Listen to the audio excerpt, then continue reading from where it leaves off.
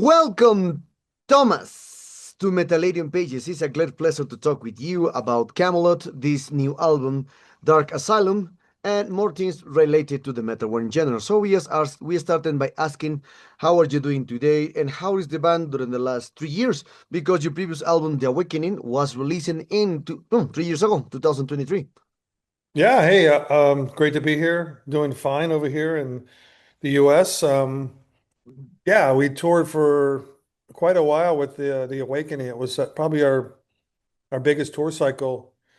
And in the meantime, we started working slowly on a new album, and that ended up being The Dark Asylum, which we're very proud of. And so we're really excited about the next tour cycle, which will probably be even bigger and longer than The Awakening. Okay.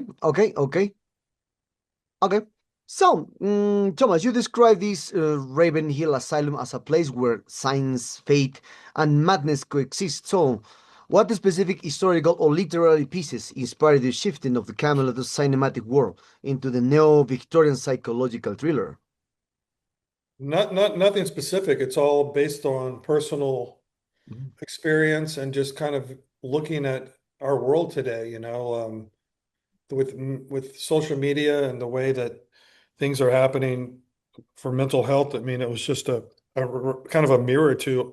society, even though this is based in Victorian times and this mythical Ravenhill. It's a lot of metaphors and on what we're dealing with today in the real world, and that's an important aspect of Camelot is to kind of portray certain stories or wrap certain stories metaphorically into what we deal with in our own personal life, and hopefully to find some kind of off ramp to any kind of problems that we might have in life. Hmm. Okay, so in this one, the story follows like a protagonist wandering through the fragmented memories.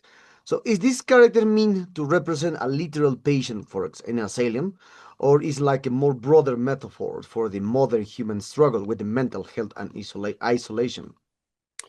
It's a bit of both. I mean, we have these specific characters. There's 12 different people in this asylum that we kind of portray the songs about. And but within that, we Mhm.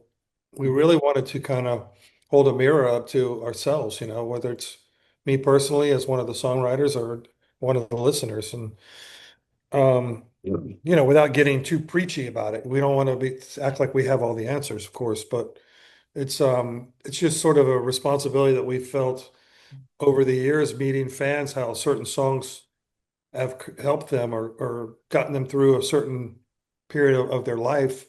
So we really always kind of think about that when we make these songs and lyrics. And um, it touches on some dark subjects, but at the same time, we always have this light within the darkness that the fans can kind of discover.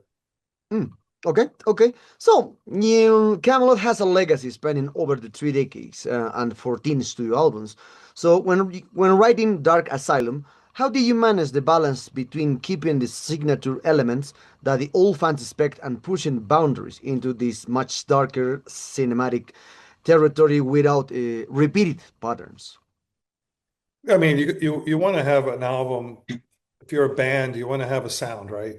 Mhm. You don't want to all of a sudden sound like a totally different band. So obviously there's a certain DNA that you have as a band, hopefully that the fans gravitate to.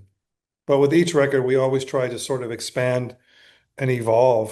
And maybe also that the evolution includes bringing back things from many years ago, like Gothic elements from Silverthorne or Ghost Opera, or like this record, we have some folk elements that we had on previous records, like the Fourth Legacy. So, um, yeah, there's many ways to kind of stay creative but keep your DNA, and it's the same approach with this record. And after 30 years and 14 records, we kind of feel confident in ourselves to be able to make an album that kind of checks all the boxes. Okay, so Camelot has always been known for the brilliant guest appearance. On this new record, Dark Asylum, you have remarkable vocalists like Tobias Ahmed on One Last Masquerade or Ignacia Fernandez in Ashen World. So professionally speaking, so do you treat these guests as actual instrument to add the textures to the mix, or are they strictly tied to the playing a character in Raven Hill storyline? It's a mixture of both. I mean, for me, having guests has always been sort of this icing on the cake.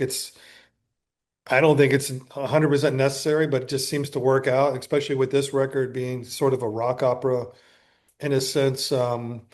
It makes even more sense to have some guests and, you know, most of the time, all the guests we have are friends of ours, from before, like Ignacio, we've known for 10 years, and Tobias Sammet, we've known for many years, touring with. And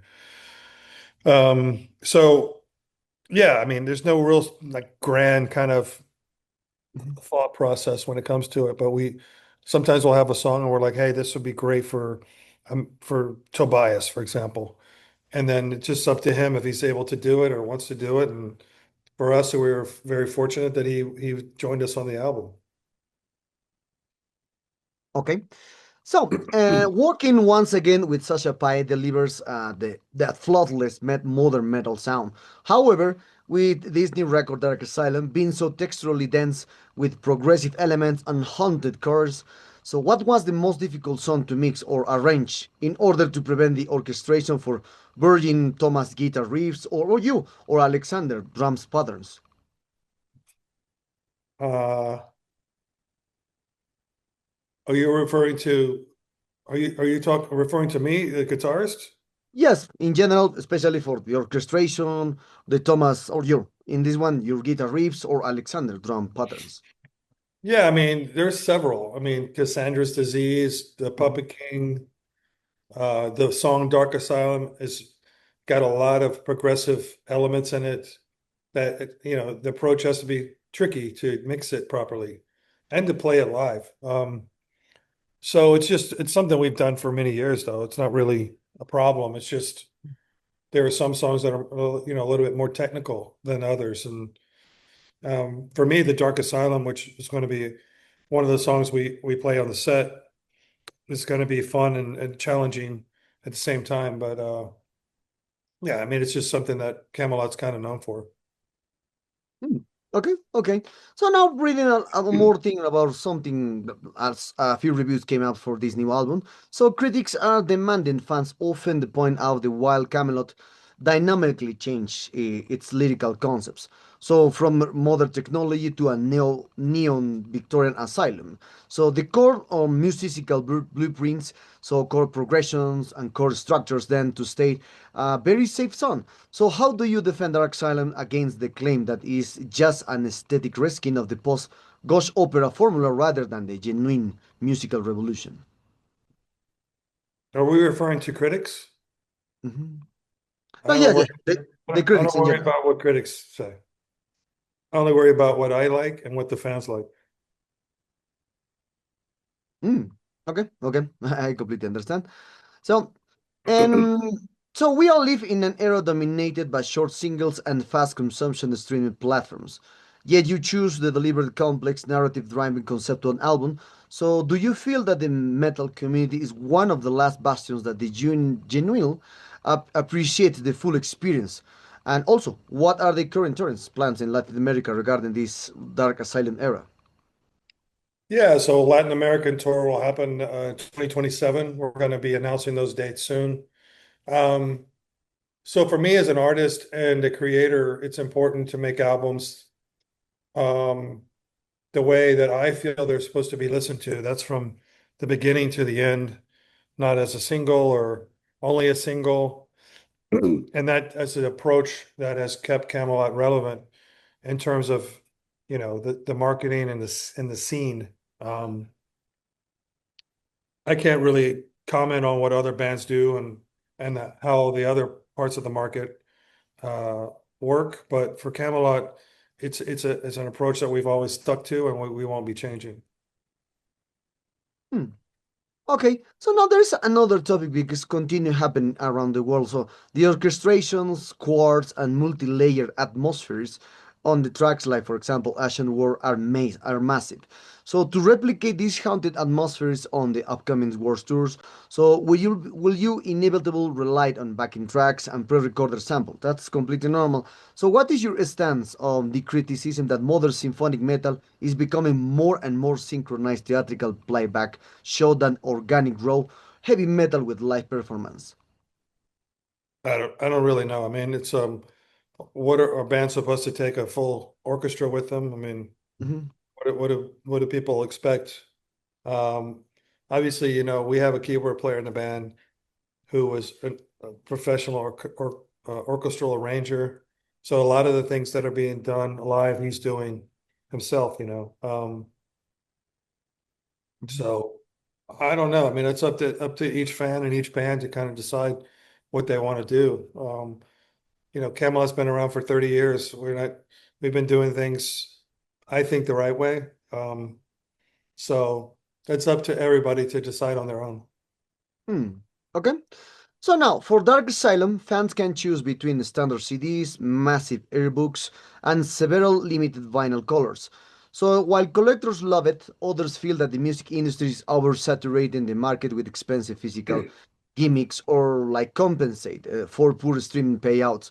So do you worry that the business side of metal or turning music into an expensive luxury product that alienates working class fans, particularly in regions like Latin America? So what's the alternative? Excuse me? What is the alternative to selling vinyl and earbooks? Well, that's mostly all just right now, just the CDs and earbooks, no more, no? Yeah, but okay, let's say you're a fan and you Hmm. get to listen to Camelot on Spotify for basically free. Hmm. Well, How, that's right. how is a label to generate income to pay for having a record label? And you don't have to buy the vinyl if you don't want to, Mhm. right? That's true. Yeah, that's true. But how do you this compare about this? Well, just rephrase the question like the royalties. So, because you are mostly just depending of the tours now, mostly just the incomes for for the physical stuff is not great as it was like in 80s or the 90s. Yeah, And which now, make which means physical product is even more important, which means live shows are more important. Buying merchandise at the show, VIP meet and greets, all of these things matter because Mhm. the market funds are different than it used to be. So if you're a fan, you don't have to buy a vinyl. You don't even have to buy VIP. You don't even have to go to the show. You should if you want to support the bands. Um, the market has changed, but at the end of the day, everyone has a choice. You don't have to buy the earbook if you don't want to. If you have the money to buy it and you want to buy it, why shouldn't you have that available? Hmm. All right, all right. And one thing that you said about the VIP now, because in some countries it's possible just to get the VIP tickets or just to know the band perfectly. But now there is like a lot of people, just as a lot of people requesting this VIP in a lot of countries. So now, and for some people, it's expensive. For other people, it's allowed to pay. And how is your opinion about these VIP tickets holders? That mostly is not for everyone, as you can see. You have the opportunity to buy a concert ticket, or you can buy a VIP ticket and a concert ticket. You have the freedom to not go to the VIP. I mean, I don't understand the problem. Mhm. What is the issue with the VIP? No, because some people are like, well, around the world is like it's too much expensive. Yeah, It's but if so, it's not an option to go, you're not going to spend the money anyway. It's like saying a Lamborghini is too expensive. I'm not going to buy a Lamborghini. Mhm. So I mean, I can drive my normal car. You don't have to buy the VIP.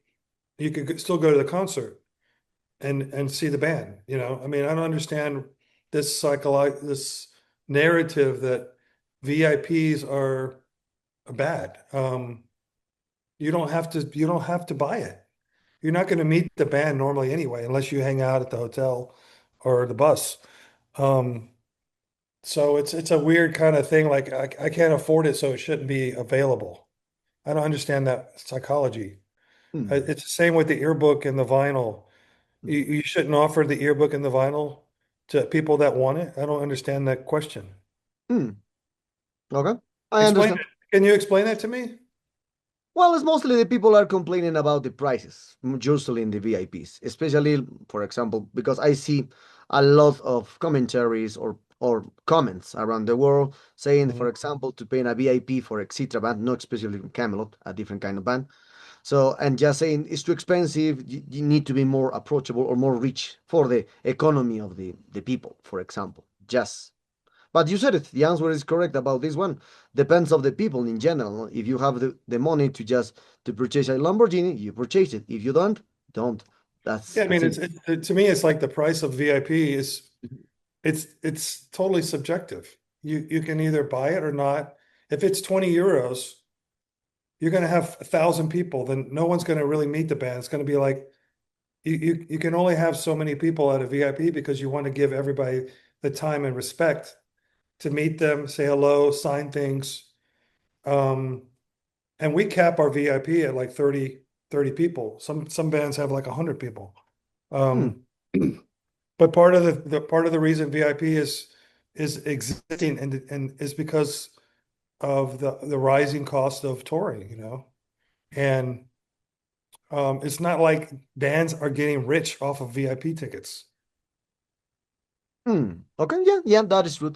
And when this topic, let's do one question about related with the VIP, because now, if from a media perspective, we often see a shift where bands prioritize for the lifestyle influencers or VIP tickets holders for the professional music journalists who have covered the scene for decades.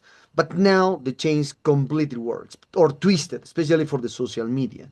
Now, mostly of the festivals, of the venues and related, are providing these VIP tickets to the influencers. Like though sometimes these kind of influencers doesn't know about the band or doesn't know about anything. Just want to stay there because has the opportunity or have 3,000 followers, 15,000 followers, and not they don't know about nothing. For example, they don't know nothing about Camelot, but they still there because they have I don't know, 1,000, 10K followers, for example. So, in a Yeah. dark asylum era, how do you evaluate the role and specialized metal press versus the immediate media social influencer generated by the premium Yeah. actors? Yeah, I don't think that that's cool. If someone that's not doesn't really know the scene or the band, and then all of a sudden they get some kind of access, I don't think that's cool. And I don't really, that doesn't happen on our tours, at least as far as I know. Hmm. Okay.